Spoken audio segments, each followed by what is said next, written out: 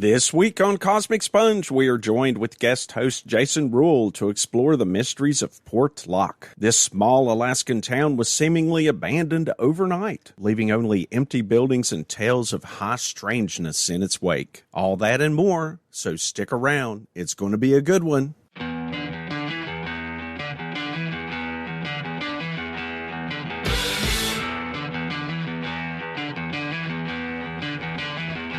Welcome to Cosmic Sponge, the podcast where we talk about UFOs and other weird wonders in the world. I'm Stephen Hawk. And I'm Jimmy Coe. Tonight we have a very special guest host joining us. It is Jason Ruehl. Hi guys, nice to be here. Tell us a little bit about yourself before we get started. Well, I am the host of the Esoteric Book Club podcast, and for those of you not familiar, it's a podcast reviewing books on paranormal, supernatural, and really just anything weird. And dinosaurs, because it's my show and I can talk about dinosaurs if I want to. Awesome. Yeah, we should talk about dinosaurs. You know? Everybody should talk about dinosaurs. Yeah, let's talk about lost dinosaurs in Africa, the Amazon or something. I'm sure there's something down there, right? Ooh, I might have a book for you. There we go. We were just guests on his podcast. We have just read a book called Where the Footprints End, which I don't remember all the details about it. Jason probably knows a little better. But anyway, we discussed that with him on his podcast. So be sure to tune in and check out the Esoteric Book Club. Is that what it's called? That's correct. All right. Great. So we have a little show planned for you tonight. We're going to be talking about the Portlock, little town in Alaska. What would we call that, Jimmy? The Portlock what? Incident? It's not really an incident. No. I would say the Portlock mystery. Murder and mayhem. The Portlock, the mystery of Portlock. It's a town was apparently abandoned. In the middle of the night, everybody packed up their crap and got out of there in like 1950 because there was some weird going-ons there. We're going to be talking about that. But first, I think we should maybe cover a couple of news items. You got anything, Jimmy? I have one news item. Lou Elizondo is back in the news. He recently did a interview with GQ magazine, and he had some new details to drop on us. Is that because he's considered GQ? Could be. It seems like you would need a neck to be GQ. I don't know. He did drop the hat. He got rid of the ball cap. So it's a move in the right direction fashion-wise as I wear my ball cap. Hang together. Hang tough, Lou.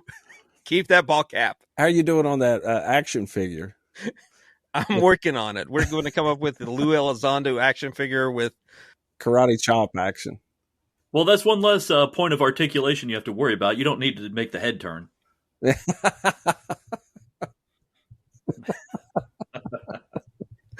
So, the interesting things he had to say. Interesting, you say. I know.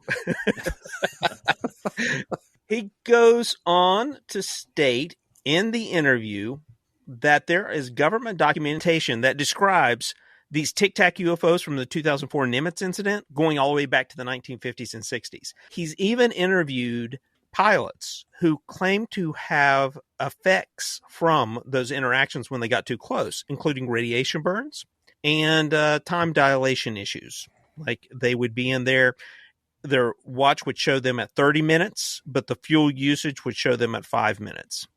Ooh. Yeah, some strange stuff. He has a new book coming out. There was a bidding war over it. So I think he's this guy's going to be set. Yeah. For sure. Yeah. What do you got? You got anything, Jason? See anything interesting in the news? Yeah, I was just talking about this today. There is this weird geological thing that's happening in the Pacific Islands.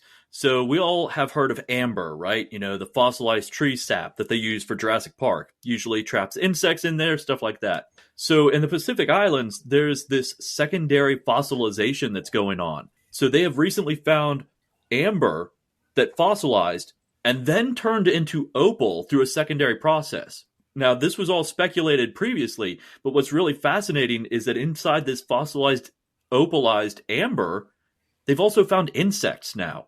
And this is not the first time this has been recorded in news. I believe it was 2019 or sometime around the COVID lockdown era that some opal miners in Australia found a fully opalized dinosaur jawbone. So there's some really interesting things going on out there that we kind of just speculated on, but now we have evidence for it. Where's Jeff Goldblum when you need him? These people are going to do crazy things. He's sitting back telling everybody that, hey, I warned you. Right. He's going to be saying, you're so busy worrying about whether you could, you didn't think about whether you should. Your favorite line in that whole movie, isn't it? Yeah, it is my favorite line. I recite it quite often.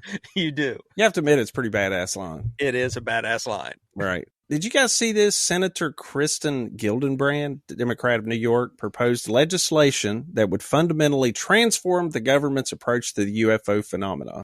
She has introduced an amendment. If adopted, Gillibrand's proposal would expand significantly on the House-approved legislation authored by Republican Ruben Gallego. Who's that? Gallego. Another guy.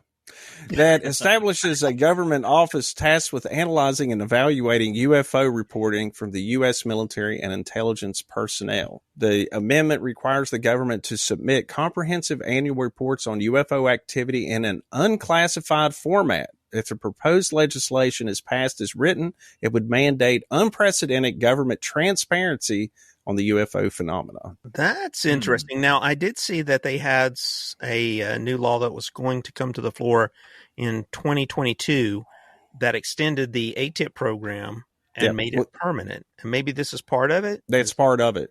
Well, this is what you're talking about is something that's already proposed, and she's proposing an amendment to that. To it. Yeah. I got you. So, yeah, unclassified. That would be nice for all of us. That'll never happen, but it'd be pretty awesome. They must have a backstock of grease pens or something. Filling all that redaction, Yeah, exactly. I mean, it when you did get it, it would just, have like 3 words on a whole blacked out page. So, it's a matter of national security, so, right. All right. Well, anybody else have anything they want to share before we move on to tonight's topic? Nope, I'm good. One thing I'd like to do is just take a moment to remind everyone to please rate and review the podcast. It helps other people find the show. Be sure to check us out on Instagram and Facebook, and be sure to look at our webpage, cosmicsponge.com. There you'll find our web store. You can also, if you look in the upper right-hand corner, there's a little icon that looks like a coffee cup called Buy Me a Coffee. If you'd like to support the show, click on that and you'll find out how. Our contact information is firstcontact@cosmicsponge.com. All right. Well, moving right along, like we said, we're going to do the Portlock mystery tonight, and it's about this Alaskan town. And Jimmy, or actually Jason, did you have something? Do you want to ask Jimmy? Yeah, Jimmy, I believe you did a little bit of legwork on this one. I did indeed. And I've already done this. I practiced this over on Jason's podcast, so check it out over there. Located on the western tip of the Kenai Peninsula in southern Alaska, sits the remnants of Portlock, a town hastily abandoned in 1950, having suffered mysterious deaths, supernatural visitations, and the sightings of the Nan-te-nuk. Also known as the Big Hairy Man, or half-man, half-beast, the citizens fled, leaving behind their homes and all they knew to escape the cursed town. To help us unravel this mystery, we have with us Jason Ruehl. Ooh. We're going to kick it off by starting with the geography and the history of Portlock. Did you guys look up and check out any of the history of Portlock and how it was formed and blah, blah, blah? Mm-hmm. I took a look at the geography. It's Kenai Peninsula is a lot larger than I expected. And this is on all the way on the western tip of it. So you've got a lot of land mass there between you and the rest of civilization, though I guess there were various villages throughout the peninsula. But even given that, Portlock was pretty remote. The locals refer to it as Port Chatham. I want to pronounce Chatham. the H. Chatham. Yeah, it's British. I mean, these guys, they don't know how to speak English. So Portlock was named after Captain Nathaniel Portlock, a British ship captain who sailed there in 1786. But Port Chatham was named after HMS Chatham, one of the British explorer George Vancouver's ships. Port Chatham offers a sheltered bay, thick forest, and lots of fishing there. It's mostly inhabited by Russians and indigenous people. They established a cannery there in the early 1900s, I think 1912, right about then. And there's a post office that was put in place in 1921. And in 1940, the census numbers had the total population at about 31. So Double that's digits, all right. right. Not a lot of people there. So it wouldn't take a huge effort for everyone to clear out in one day. It's not like there's going to be a traffic jam or anything, right? No, they would need a little pontoon boat. Yeah. Little pontoon boat, some beer.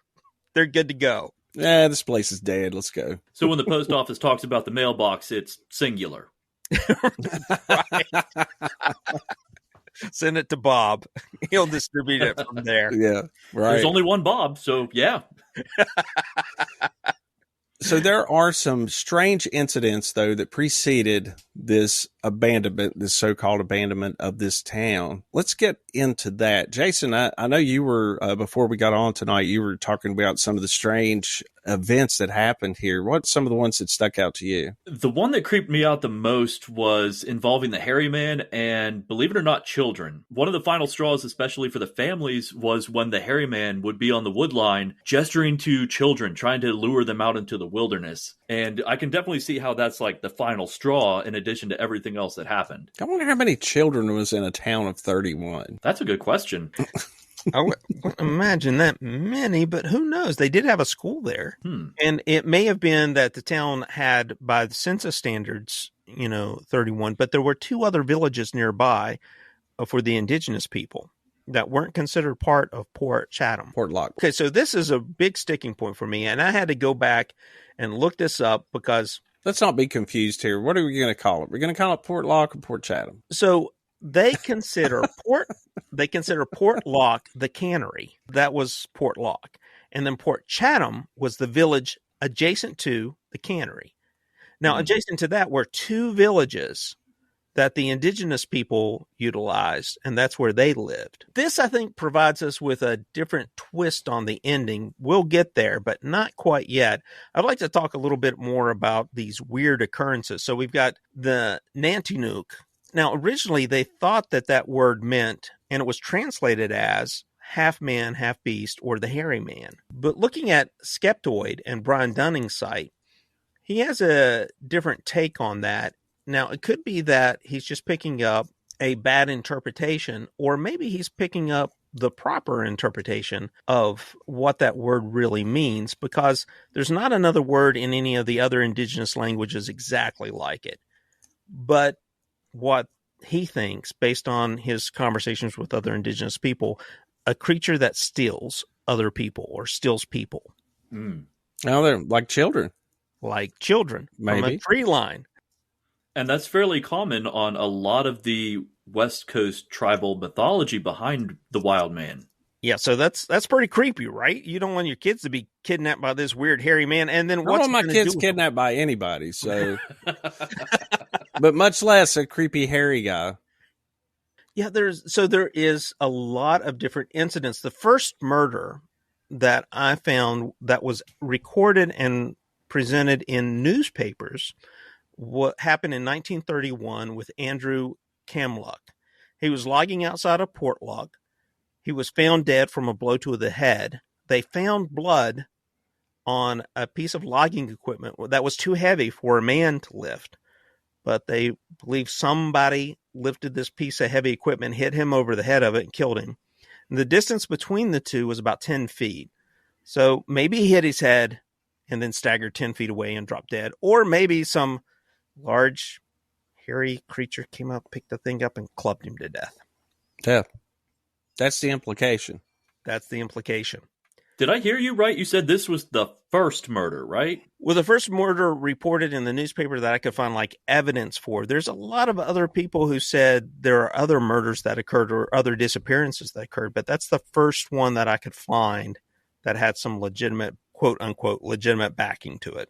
So when you have a town with a population of like 31 and you refer to it as the first murder, that's a pretty big red flag right off the bat. That's true. Percentage-wise, that's pretty big. Yeah. That may be grounds to abandon the town right there is all I'm saying.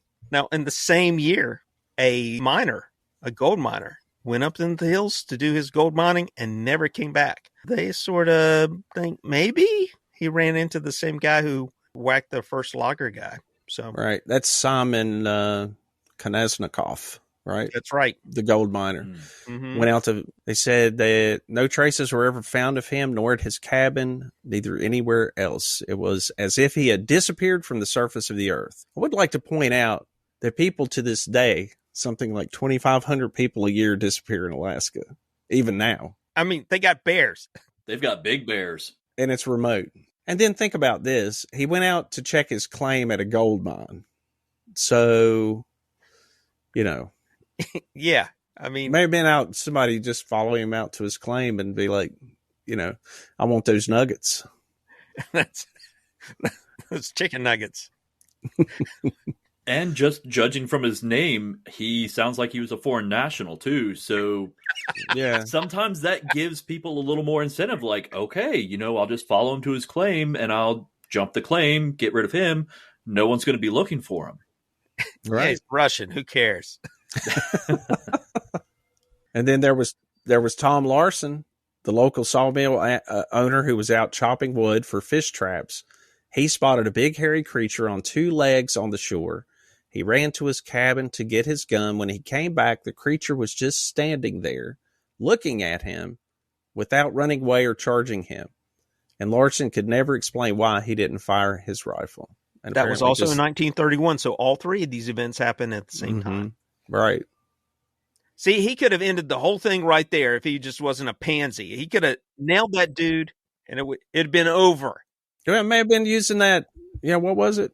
Infrasound, freaking him out. Yeah, we talked about this over in Jason's podcast, this infrasound that allows these Bigfoot creatures to paralyze in a ninja fashion people from a distance. I don't know. Maybe. Oddly enough, I understand why he didn't shoot. That's something we can talk about later with my own encounter, but I totally get it. Like, you aren't sure. You don't know.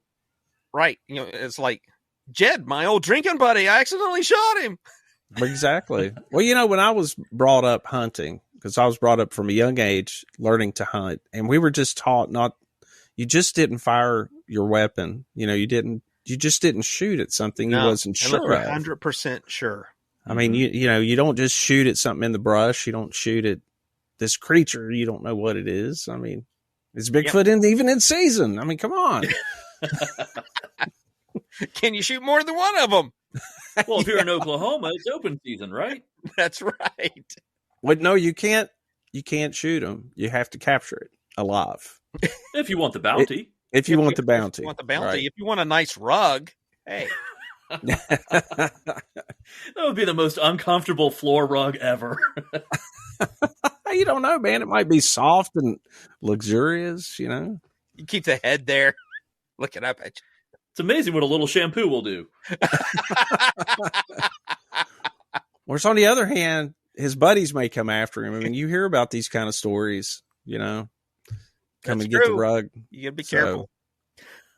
So the creepiest story I think I read about Portlock was in 1973, the Anchorage newspaper printed a story about a retired school teacher who taught there and claimed that cannery workers would go into the mountains hunting Dali sheep and bear, and 3 of them never returned, at least never returned alive. One of them washed up in the port, coming down the stream that fed into the port, dismembered and all mangled. And I thought that was pretty creepy. I don't know. What do you think about that? Big hairy man going off, dismembering 3 guys and chucking one of them in the river.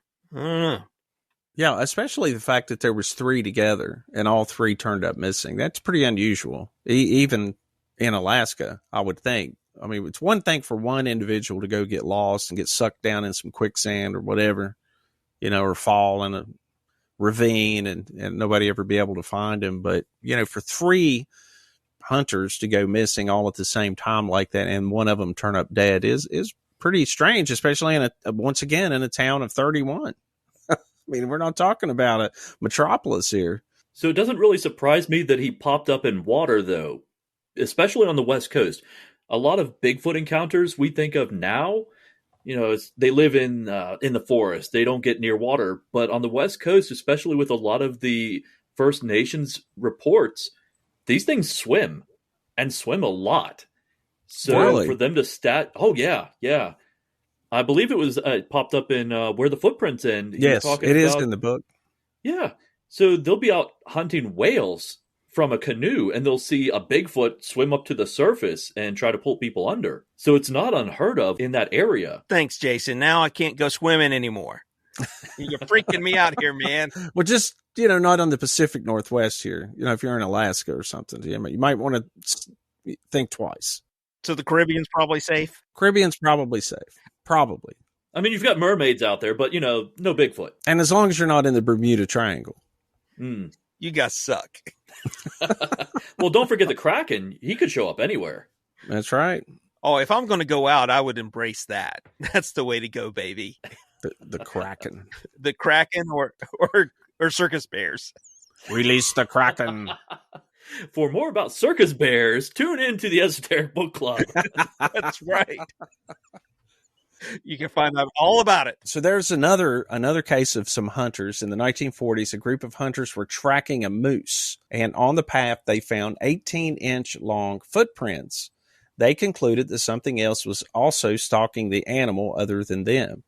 And at a certain point, they found an opening and signs of a fight.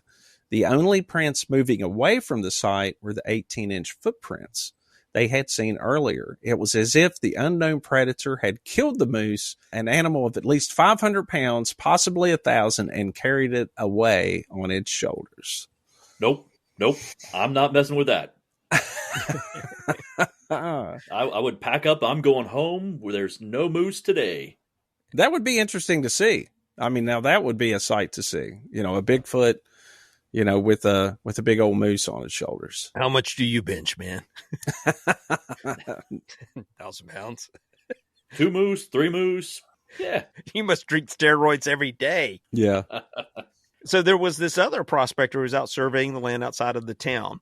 And it said that he climbed a tree to get his bearings and see the lay of the land. And once he was up there, he could see what he claims were devils approaching his location. Now, he never describes specifically what they look like. He just calls them devils. Although he was really frightened, he was able to scramble down the tree and make it safely to his boat and take off. And that is just one of several people who claim to see these devils. And they weren't like Bigfoot creatures. They were smaller creatures, maybe the little feet. I don't know. Around the town. And then there's other claims by one of the native indigenous people who left there as a young girl, and her parents told her that one of the reasons they left is a lady in white would come out of the cliffs and come down to the town and then turn around and go back, and she was bone white and would go right back into the cliff. That's pretty creepy, man. I don't know. Yeah, that's interesting. In that book we just read, the Where the Footprints End, right? That's the title of it. There's a connection. The authors draw a connection between the lady or the woman in white sightings with Bigfoot from time to time. And here's another one. I don't remember this one, whether it was in the book or not. Do you? This specific one. But I don't recall. Yeah, I do remember one sighting where a gentleman had been bow hunting and apparently had seen several Bigfoot around the area, Bigfoots, don't know. Anyway, had seen some of the creatures about, and then while he was in his tree stand, saw a woman in white, walk down through the woods in front of him, in front of his tree stand. That's in that book. And it said that she put something down on the ground and then walked away and then returned shortly afterwards and picked it back up and left or something. I don't know. Anyway, pretty crazy. So it sounds like some high strangeness going on. There were also reports of trees being pulled up from the roots for no apparent reason. There's sometimes the trees were pulled up by the roots and then put with the tops of the trees down in the holes with the roots sticking up. Just several cases of some weirdness. Now, there was one report that may be pretty questionable, but allegedly in 1905, the workers of the cannery refused to go back to work. Now, there was a cannery there because of the fishing. Refused to go back to work as they were afraid of a hairy man haunting the neighborhood.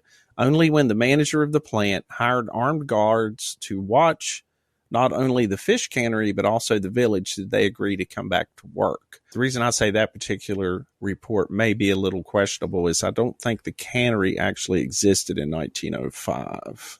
1912. That one is a bit suspect. Not to say that maybe just the date was off, but at any rate, there's that report. what do you guys make of this? What do you guys make of this disappearance in this town in Alaska?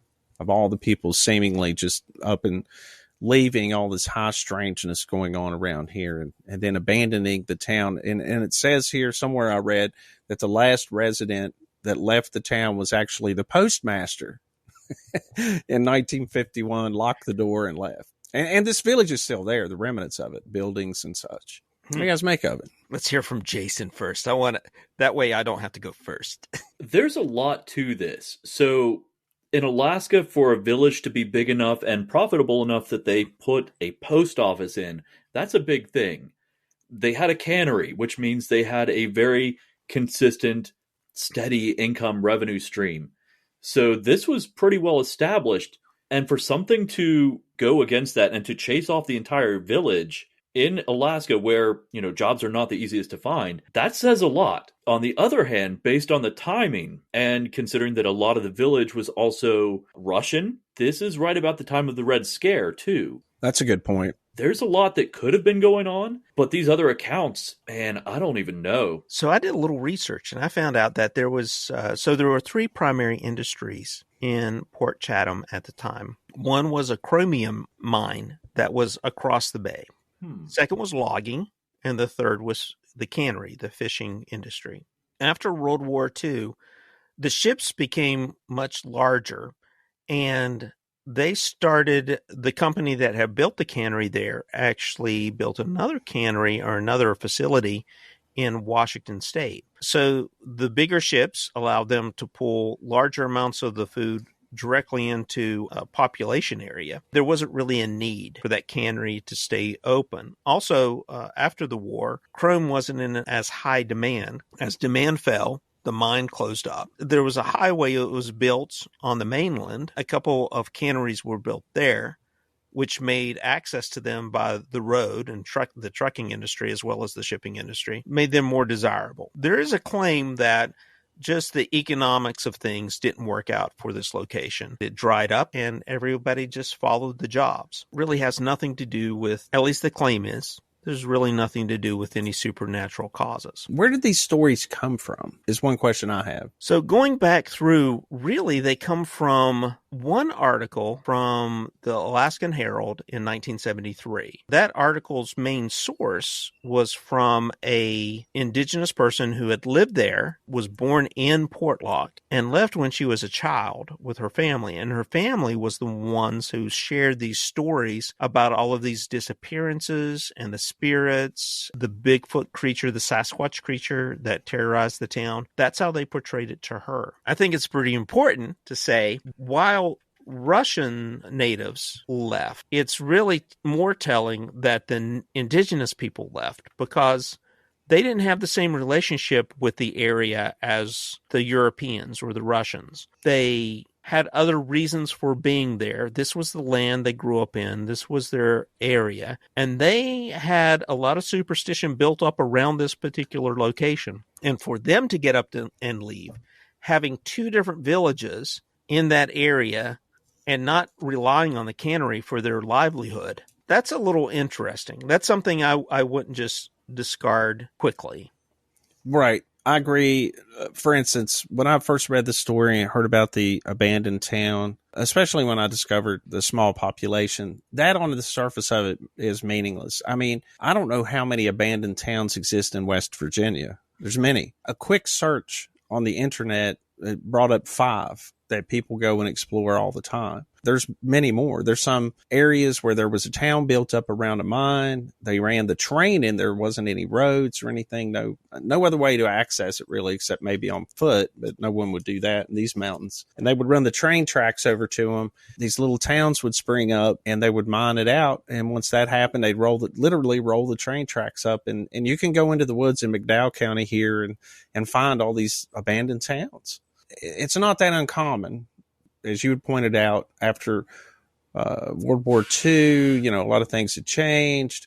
The Europeans moved on to other work and other jobs. But I agree with you. That shouldn't be dismissed out of hand, that the indigenous people, this was their homes. This wasn't just a place they worked for a few years. This was places they'd lived in for generations. They abandoned it as well after some of these incidents. Well, there's also 3 industries there, and all 3 of them are industries that are pretty limited. You know, once the trees are gone, you can't do any logging. Once the chromium is gone or the demand is gone, there's no reason to have a mine. And the fish, if you either fish them out or the fish simply have a different migration pattern, that's it. And especially for the local natives, too, if they rely on the fishing and it's not there, they kind of would have to move. Yeah, that's a very good point as well. Yeah, so Nan-te-nuk elder Melena Helen Kell, who was born in Port Chatham in 1934, explained in an interview, "My parents, along with the rest of the village, grew weary of being terrorized by a creature we called the Nan-te-nuk,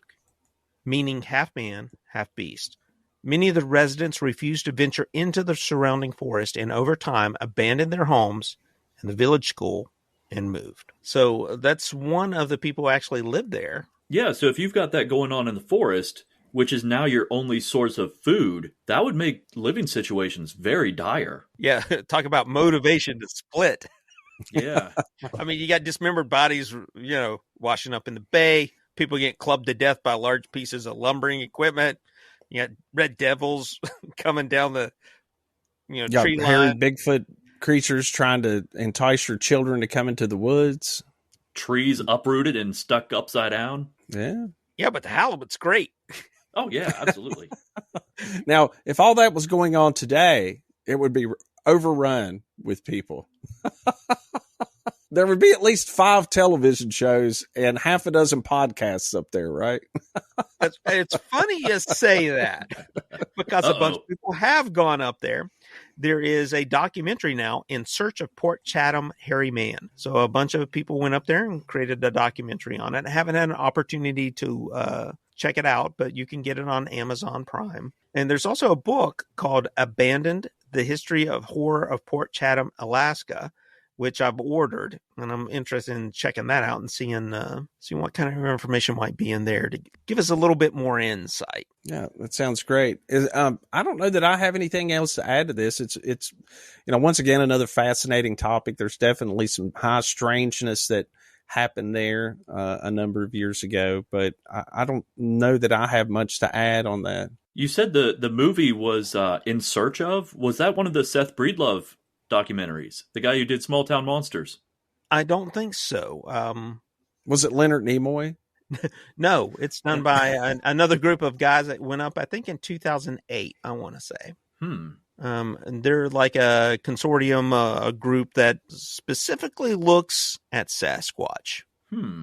Sasquatch only. But that lady in white, she's not on their radar. Right. They would just disregard the lady in white. Doesn't fit the... That's right. F&BH, the flesh and blood hypothesis. So do we want to wrap this up and then move on to the cosmic dust? Yeah, let's move on to the next topic. Jason, do you have anything else you want to add to this one tonight? Not that I can think of. This is just such a bizarre story that I don't even know how to wrap my head around it. There's a lot happening just in the mundane aspects of it. The paranormal is just bizarre. Yeah, I love it. It's got so many different pieces to it. You got like this monster in the woods that's clobbering people, stealing moose, and knocking off gold miners, and he's probably got a good portfolio, and I don't know what to make of it all. Yeah, definitely an intriguing story. I'm going to have to try and look up that documentary. That sounds fun. Sounds like a good one. Yeah, I got it on my list to watch. Okay. Yeah, send me that. What the title and stuff. I'm going to try and find it. All right. So, Jason, something we do on this show for every guest is we ask a series of questions called the Cosmic Dozen. Uh-oh. So are you game to give this a try? Yeah, let's see what happens. All right. Well, I'm going to start with question number 1. And that is, have you ever had an extraordinary encounter? How long do you feel like recording tonight? Hey, man, we got all night. It's Saturday night, and we got all kinds of tape. And I got another bottle of wine chilling. You might need it. Yeah, I've had all kinds of weird stuff happen throughout my life, all the way back to when I was a child. Man, I say it was a leprechaun just because it was around St. Patrick's Day. But yeah, I remember seeing like a little human on the windowsill jump down as I woke up from a nap, and it only gets weirder from there. How old were you? Man, had to be like kindergarten age, but it's still so vivid in my mind. I can picture what this thing looked like. Was it wearing a green hat? It's a leprechaun. No, so it definitely was not wearing any green whatsoever. It was wearing solid brown. And the best way I can describe the clothing is that it looked like it was made from old leaves. The edges were tattered and worn, but it blended in very well. Had a little strange hat on. It's a brownie. Yeah, that's what I think of it now as a brownie, because it was definitely around a house. It's a very old house, so that would not surprise me at all. But just seeing this thing watching you as you sleep and then duck away right as you wake up, yeah, that's not something you forget. Did you run and tell your parents? Oh yeah, they totally did not believe me. They said it was a bird, but yeah. You know, I love those stories though about little people. I've heard some other ones before on some other podcasts. I find that really interesting. Little tiny humans. They're more common than you think. I could not sleep again if I saw that. I'm not kidding, man. It would be very disconcerting. Well, that's a strange thing. It was weird, but it didn't scare me. Like, I ran outside immediately to look at the windowsill where he was to see if he was running away or anything. I never saw any signs or anything. But I was not frightened, which with some other encounters, that happens. Like with Bigfoot, you see it, you're terrified. But this little brownie didn't bother me at all. That's really weird. I think you're the first person that's ever told me they've seen a small person. Well, it's not something you usually admit to people in public. That's a good point. Fair enough. Have anything else you want to share, or do you or you want to move on to the next question? I know you have a Bigfoot encounter. Do you want to share that one? Yeah, Bigfoot encounter. This was between 2008, 2010, somewhere around that range. And I did not speak about this encounter for years after it happened. And it was during rifle season for deer, which everyone's decked out in blaze orange because just, it's the law, but it's also a safety issue. And I was hunting at the top of a hill on a power line facing down. This figure stepped out of the wood line and it just sort of hovered around there. And this was a solid black figure. Even looking through the scope of my rifle, I could not make out any features. No whites of the eyes, no teeth, no facial features, nothing. But it was just a solid black bipedal figure. And a lot of people have suggested that it was a bear. It didn't have a muzzle that I could see. Its posture was different, A bear that's standing on its hind legs, kind of its shoulders hunch forward and its arms get this weird forward swoop. This thing was just standing, its shoulders back, chest out, not quite at like military attention, but it was very relaxed. And it just stood there for 5-10 minutes, and I watched. Like I mentioned earlier with the one encounter in on the shoreline, the guy had a rifle, he was looking at it, but he didn't shoot it. I didn't shoot this thing because, again, like you said, I was not 100% sure of what this was. If it was a human, they were suicidal being out there in rifle season wearing solid black. or dressed up like a Bigfoot. Oh, that's even worse, yeah. That's what it is. Get yourself shot.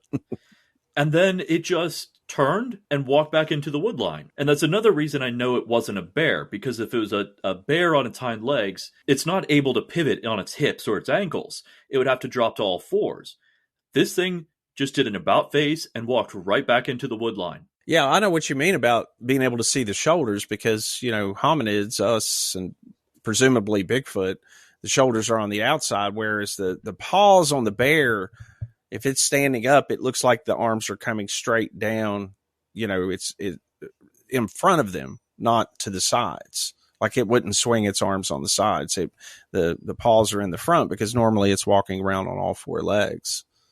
Yeah, so I found a YouTube video of a bear that walks around on its hind legs all the time. Talking about pedals? Yeah. Somebody shot pedals. Oh, really? Mm-hmm. Oh. Yeah, it's been a couple years ago. Oh, yeah, whenever that bear was pretty famous, and they called it pedals because he pedaled around in that neighborhood and everybody saw him. But really, upon closer examination, his front paws were damaged. Something had happened to his front paws. So that's why he walked on his hind legs, because I guess it was painful for him to walk around on all fours. Also couldn't forage for food very well because he was injured. So that's why he, turned up in all these suburban neighborhoods. But at any rate, during bear season, a hunter killed him and he got so many death threats. because this became a minor celebrity, not only on YouTube, but in that neighborhood and the news. And everybody knew who Pedals was. And then some guy announced that he shot Pedals. I mean, if I'd have killed Pedals, I wouldn't have told anybody. No, right. You take that to your grave.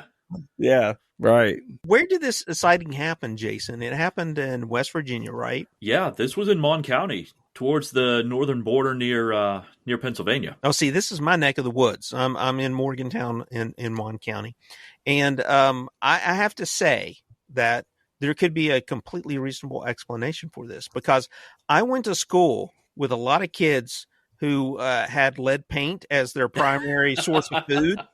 And they could have been wandering around in the woods in a Bigfoot costume without, blaze orange on. I'm just saying. Yeah, I could see that. I've had experience with some interesting characters in the public school system. If you see more than one Bigfoot, do you call it a big feet, Bigfoots, or is it still just Bigfoot? What's the plural? I'm leaning more towards the moose hypothesis, where it's singular and plural. But Bigfoots with an S, that has a nice ring to it. Well done, going with sir. Bigfoots. But then we also have Littlefoots, and that just doesn't sound right. I think you would call that Little Feet. Yeah, see, that one sounds right. Yeah, there was a band called Little Feet back in the 70s. That's probably why it sounds good. Now, more importantly, what do you call a group of Bigfoot? Is it a pod, a herd, a troop? Troop sounds pretty cool. I believe that's what they call gorillas, right? Yeah. Yeah, so I think that makes sense. Proper. Yeah, that'd be proper. Pods, whales, and dolphins, that sort of stuff. Yeah. But they swim, right? So now that I know that Bigfoots swim, heck, they could be pods. Right. All right, next question. What do you think is the true nature of Bigfoot? I don't think it's a singular thing. I think there's a very good chance that we have a flesh and blood creature in very remote locations. But I also feel like a lot of what our encounters are could be generated by us, and not necessarily through our imagination, but through thought forms or what we think of as land spirits. It's a manifestation of something else that we just interpret as a big hairy hominid. Nice. Very good. Jacques Vallée would like that.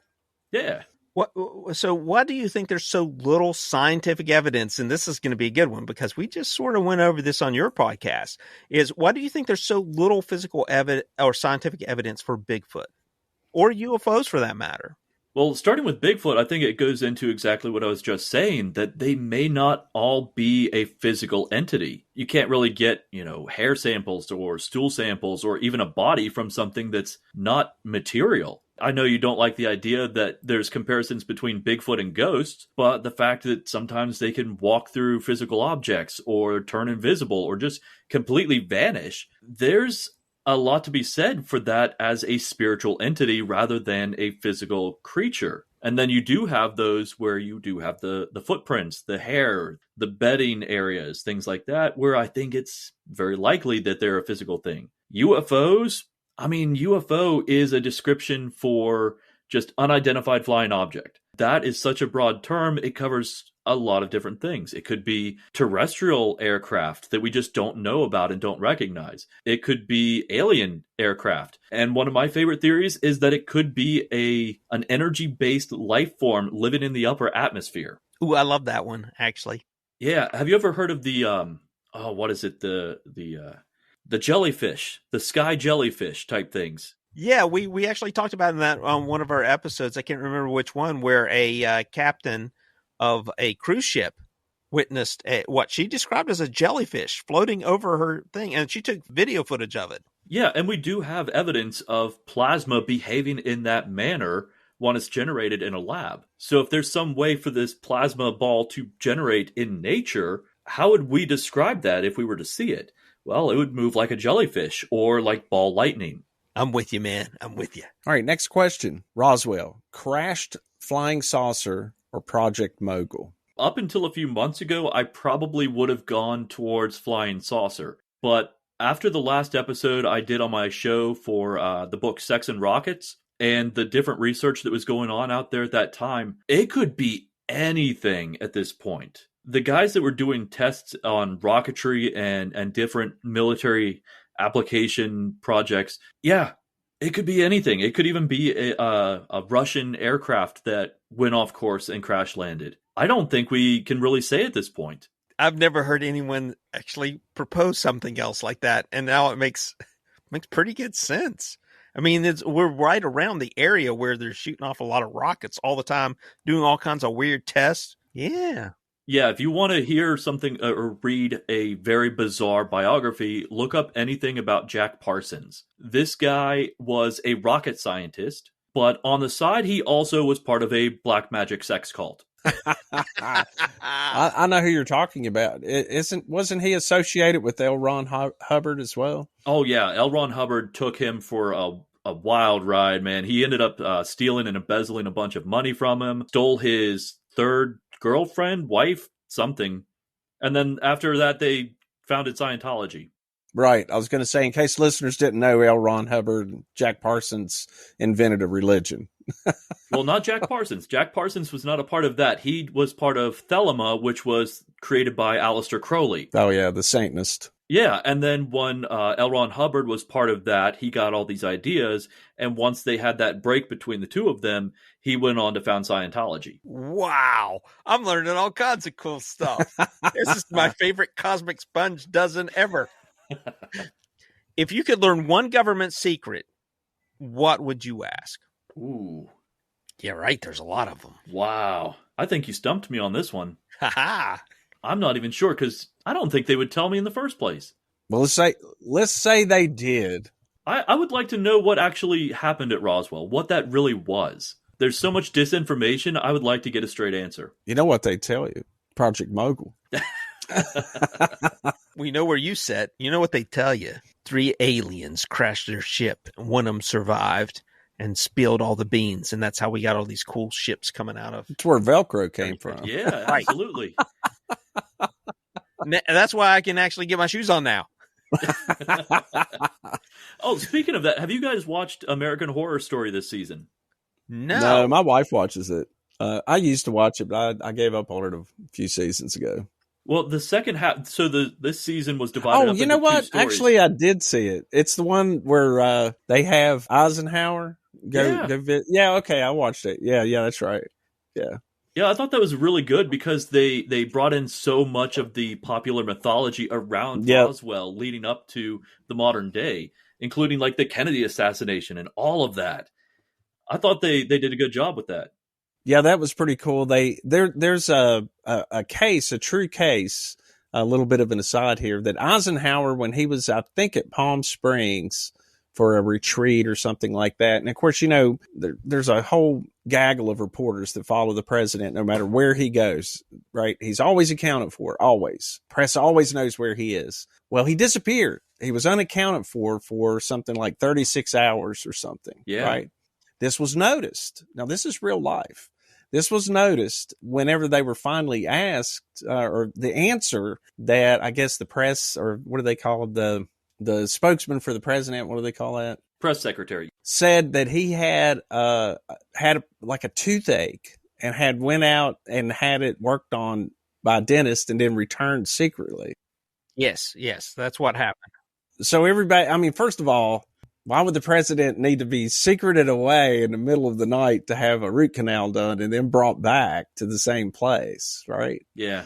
And so then that's the speculation that they had the aliens at an Air Force base in California and that he was spirited over there it was right after a crash and he examined the bodies and all this stuff. So that's the popular mythology around that incident. But the fact that he was unaccounted for a while was historical fact. That's true. And it's such a flimsy excuse. Oh, president's been gone for 3 days. Where is he? Oh, dentist.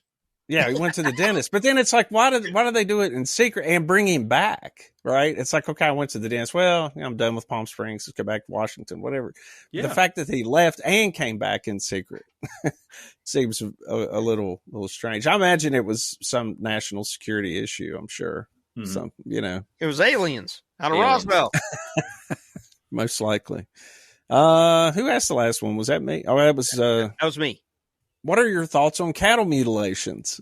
I've heard a recent theory on this that I think works pretty well. Very similar to what we were just talking about with Jack Parsons and a lot of the nuclear testing. And it's cheaper to have this clandestine group go in and take blood and tissue samples from cattle in the night secretively than it is to go and alert the public by buying a bunch of cows from ranchers out west. Because you do that as the government and people start asking questions. But if you swoop in a black helicopter and suddenly the cow's anus is missing the next day and there's no blood, yeah, aliens. So I think it's totally terrestrial. I don't think it is aliens, in fact. It's I think they're testing for residual radiation from the testing. From nuclear tests from back in the 50s tests, yeah. and 60s and stuff. Okay. All right. Cool. That's my second favorite theory. My first favorite theory was special forces trainers who are getting hungry and want some steak. I mean, that's what I would do.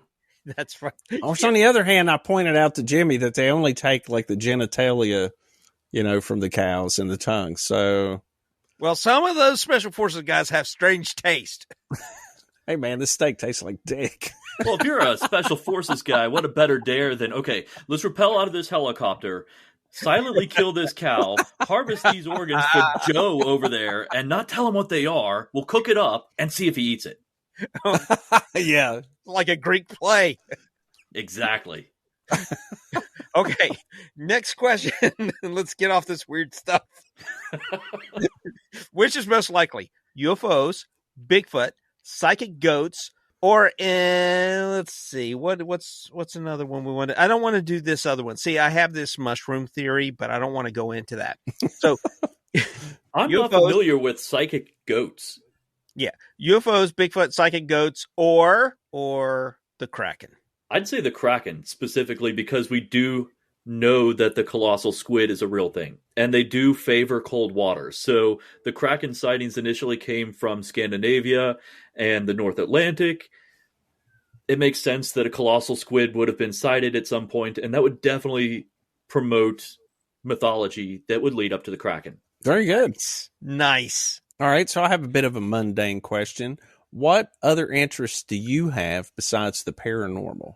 Well, people that know me in person, I am also an outdoor wilderness educator for children. Oh, no way. Yeah. I actually teach at a school here locally called Mountain Stewardship and Outdoor Leadership. And I just recently got a grant awarded that's going to allow me to teach to underprivileged children in Mason-Dixon, which is one of the parks locally around here. So I'll be starting that in either the end of January or early February. That's fantastic. What do you teach? Mostly outdoor skills such as how to set up a campsite, how to cook over an open fire, which surprisingly very few people know how to do, plant identification, animal tracking, different things like that. So when this kind of lends more credence to my story about Bigfoot, I'm familiar with the outdoors. So when I see something like that I can't identify, that's really bizarre. Yeah, I know what you mean. Like, I'm big into scouting, and we do a lot of that kind of things with the scouts. And that's awesome that you're doing that. Anytime you get a kid out into the woods and learn this stuff and get them familiar with the outdoors is fantastic.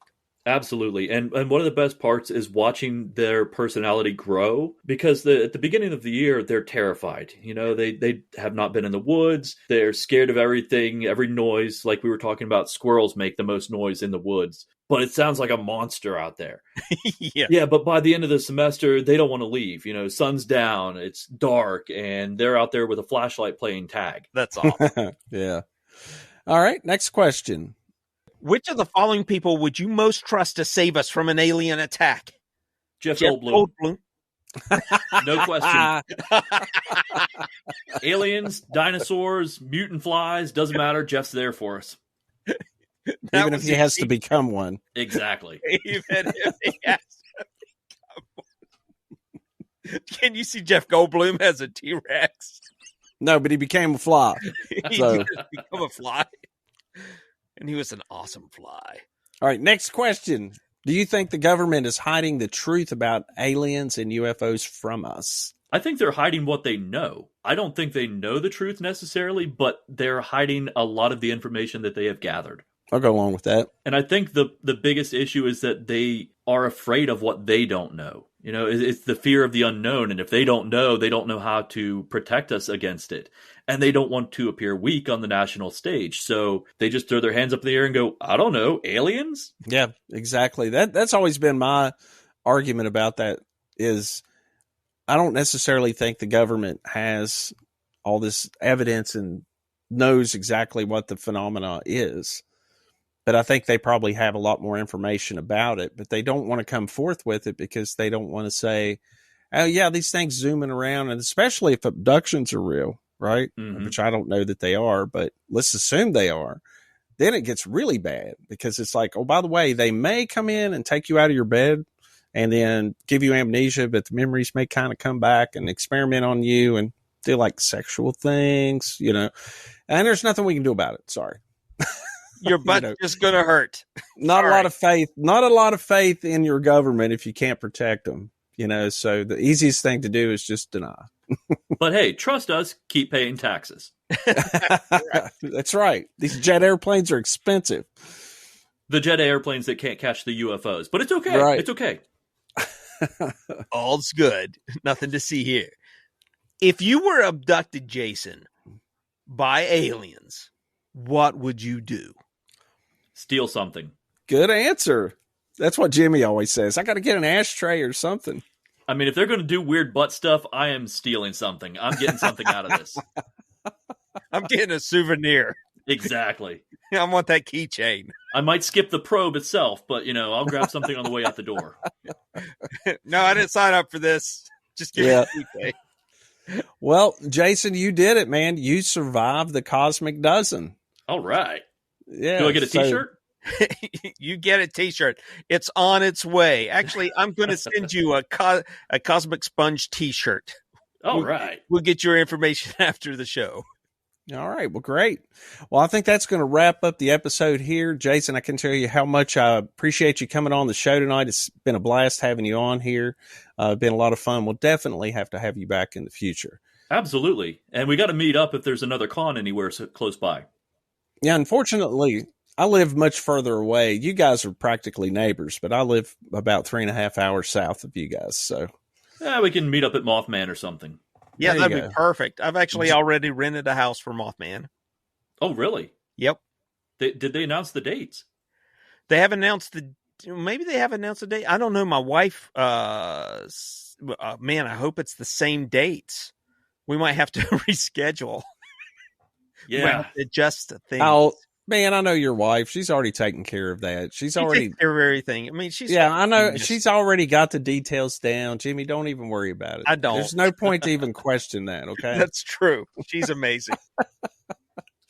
All right. So anyway, we're going to wrap the show up here. Jason, if listeners want to check your podcast out, what do they look for?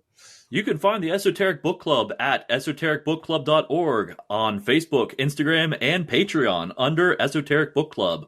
That's great. And I guess they can find your contact information if anybody wants to reach out directly to you or anything there, I guess. Oh, yeah, that's super simple. Just Jason at esotericbookclub.org. There you go. All right. Well, thanks again for coming on here. Listeners, I'd like to remind everyone to please rate and review the podcast. It helps other people find the show. Check us out on Facebook and Instagram. And our contact information is firstcontact@cosmicsponge.com. And if you have a story to tell, we would really like to hear from you. Check out our webpage at cosmicsponge.com. There you will find our web store and some other fun stuff. Jimmy, have I left anything out? Nope. I think you covered it, my man. All right. Well, this is Stephen Hawk signing out, and I'll see you next week. And Jimmy Coe, keep your eyes to the skies and your feet on the ground. Catch you next week. And Jason, you stay weird. I love it. Fantastic. You know what? We didn't ask you to spell anything. Is this a first? We made it through the whole episode. It's a first. Usually he voluntarily does until I started making fun of him. Yeah. Now I have like. I noticed you skipped some of those native names. You just skipped them. I noticed that. You just said the native peoples. I was like, two Aleut villages. One's named Peanut Butter and the other's named Jelly. What are you going to do? All right. We're out of here. Excellent. Oh, thanks for having me on. This was a lot of fun. Yeah, man. You were great. Yeah, we need to have you on more often, man. Absolutely. I do a news broadcast once a month anyway, so if you wanted me to come in and do the news, that would be great. That's all for this week's episode of Cosmic Sponge. Please don't forget to rate and review us wherever you listen. It helps others find the show. If you have any questions or have a story you'd like to share, you can contact us using our email account, firstcontact@cosmicsponge.com. Thanks again for listening, and we'll see you next week.